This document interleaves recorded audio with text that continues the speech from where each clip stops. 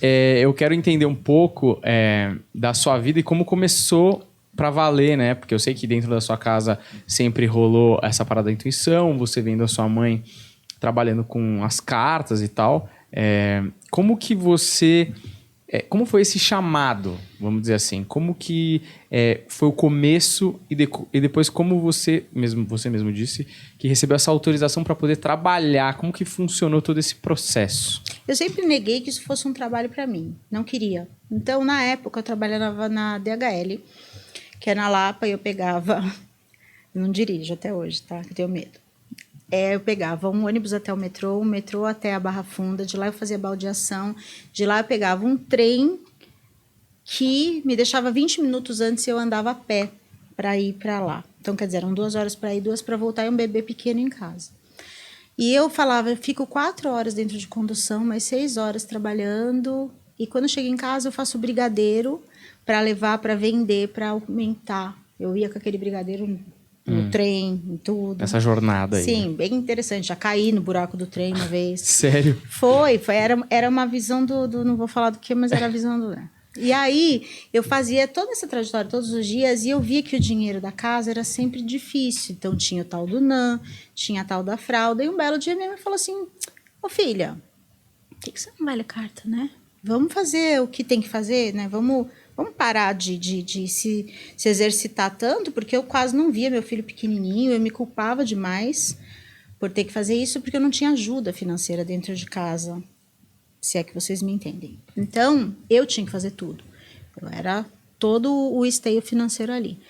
E aí, o que acontece? Quando Deus quer, até o diabo obedece, né? Eu comecei a fazer... Eu li, falei, tá bom, vou ler carta. E li para uma pessoa. Em uma semana, minha casa estava cheia, que foi uma coisa que eu vi que também ela disse na entrevista dela, por isso que eu falo que a gente é tocado sempre da mesma forma. E tinha gente que batia na minha porta e eu falava, mas de onde você me conhece? Ela falou, escutei seu nome na lotação. Nossa. Então você começa, e aí minha casa foi ficando cheia de NAN e de fralda, que quase não cabia nada mais. Meu filho mais velho falou assim, só o Zac que tem vez nessa casa, por que você não pede um pouquinho de farinha láctea, chocolate? Eu não tinha dinheiro para comprar essas coisas para eles, né? E aí, o que acontece? Até então não tinha paranormais. Tinha eu sendo chamada de demoníaca, porque em vez de carregar brigadeiro na cabeça, eu estava lendo cartas. E o demônio estava dando dinheiro para dentro de casa. Demônio, tá, gente? Tava dando dinheiro, o baralho tava dando dinheiro para dentro de casa e eu tava conseguindo dar uma vida para os meus filhos. Uma vida. O que era uma vida? Uma lata de farinha láctea. E aí isso foi evoluindo até que uma pessoa sentou na minha frente, uma moça loira linda, e fez umas perguntas aí sobre a vida dela, sobre aventuras, sobre uma pessoa que ali tinha uma passagem marcada da família, um falecimento, enfim. E aí ela foi embora. E aí, o que aconteceu? Foi muito louco isso, né? Ela me deu eu não lembro direito como foi a fala, mas tipo assim, ó, você mudou a minha vida, você trouxe não sei o que pra minha vida, um dia eu vou fazer o mesmo por você. 3 ou 4 meses depois, me ligaram, ó, essa aqui é da produção de não sei o que, da produtora, e eu preciso fazer um teste de vídeo com você, se você tiver afim. Quem te indicou foi fulana de tal, que é a diretora de produção do Discovery Channel, a loira. Então, quer dizer, quando tem que ser, aquilo vira uma evolução. Eu não procurei em nenhum momento, os paranormais caiu no meu colo.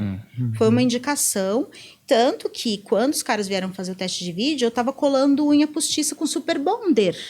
Na hora que eu arranquei, quase arranquei os dedos fora, na hora de tirar. O gato pulava em cima do cinegrafista. Meu filho fazia uma loucura dentro da minha casa. E eu falei, eu não sei o que eu tô fazendo, mas quando eu chegar lá eu descubro. E aí foi feito o teste de vídeo, passei no teste de vídeo, e eles fizeram um piloto. O piloto que o Silvio Santos tinha que aprovar. Ele aprovou, e aí a gente foi para os paranormais. E o mais bizarro e lindo e tudo, não sei nem que palavra usar para isso, é que aquilo que era considerado errado, que era considerado condenável, que eu fazia, começou a fazer as pessoas gostarem de mim, que é onde eu digo que a coisa muda a vida da gente também. A espiritualidade, ela faz tudo acontecer numa tacada só.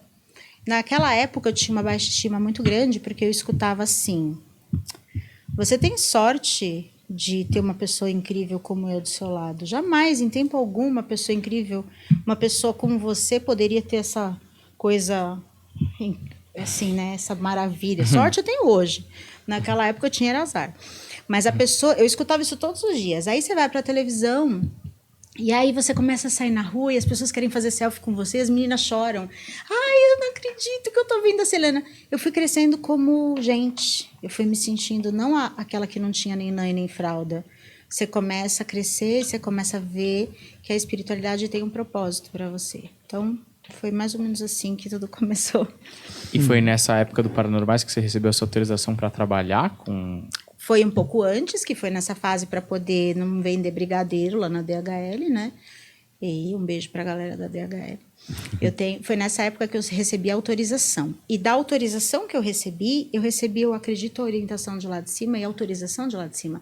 Quando a loira linda sentou na minha frente e quando eu acredito que Deus falou assim, menina, vamos entender um pouco sobre você e vamos entender o que está acontecendo na sua vida, que a sua vida está sendo um desastre e eu vejo que você luta e luta e luta e agora eu vou dar um prêmio para sua luta. Eu passei da condição de vergonha para a condição de exaltação, do dia para a noite. E isso só pode se chamar Deus, não tem outro nome para isso. Né? Mas interessante, né? Porque realmente, a gente até conversou um pouco antes e tem a ver, assim, né, com a história da Wandinha, porque ela também não queria seguir, mas no caso dela, realmente foi uma aparição sobrenatural que falou, olha, você tem que ir, senão não vai dar certo, olha, eu te mostrei. No seu caso, foi um encavalamento de fatos e, inclusive, pessoas reais que te mostraram, foram te ensinando que você tinha que aceitar o chamado. Eu fui empurrada, eu falo que eu fui empurrada, mas o que acontece? Eu acho que nisso eu tinha que ter um trabalho de todas as maneiras. Eu acho que eu tinha que ser trabalhada na minha essência, porque mexeu muito com a minha autoestima também. Então, quer dizer, que eu lembro que a Wandinha falou assim, eu era uma pessoa arrogante, que eu tinha que trabalhar a arrogância, e eu era o contrário. Eu era uma monga. Então, eu era aquela pessoa que chegava quietinha, ainda sou, nos lugares e que sempre acha que você tem que pedir licença para estar ali como se você não coubesse naquele lugar de alguma forma. E isso é uma característica dos médiums. Desde criança, eles acham que eles não cabem nos lugares. Eles olham as crianças da escola, elas são diferentes. As minhas amigas jogavam queimada na hora do intervalo e eu passava o meu recreio na capela da escola. E já desde aquela época eu já devia ter entendido que tinha uma missão nisso. Porque um belo dia eu olhei e tinha mais 3 amiguinhas, no outro dia tinha mais 10 amiguinhas, e um belo dia eu olhei e a capela estava lotada na hora do lanche. Eu acho que eu deveria ali, com 6, 7 anos de idade, ter percebido que a gente tem que carregar pessoas para o lado da luz. E aí Deus esfregou isso na minha cara. Porque eu sou tímida. E o que ele me deu de profissão? Eu virei ginasta, medalhista. Então eu tinha que estar na frente de um monte de gente. Depois eu entrei na USP. Na USP você é testado todos os dias. Eu tinha que fazer, eu não sei como é que chama isso hoje, mas seminário, que chamava na época, em francês. Depois eu tive 4 bandas de rock. Eu tive que lidar com a minha timidez e com o fato de que eu deveria influenciar pessoas um dia na vida na marra. Eu tive um festival que era de banda, só tinha banda do satânico não lembro se na época era death metal, o que era. E eu tinha uma banda de menina que chamava Os Biscoitos. Entendeu? Então, não ri. A gente tinha os biscoitos, tem tudo isso em cassete.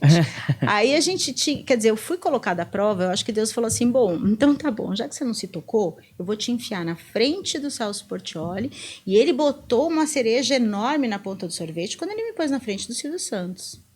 Que eu me senti lisonjeada pelo Silvio Santos ter escolhido a mim para representar os paranormais naquele programa dos pontinhos à noite. Que era gozação, né? Os pontinhos ali, ninguém estava esperando que a gente fizesse grandes previsões. Mas eu me senti muito lisonjeada. Então, quais são as chances de uma cartomante ser eleita por um judeu para participar do programa dele e esse cara ser só o Silvio Santos? Eu sou muito abençoada. E antes eu me achava um lixo.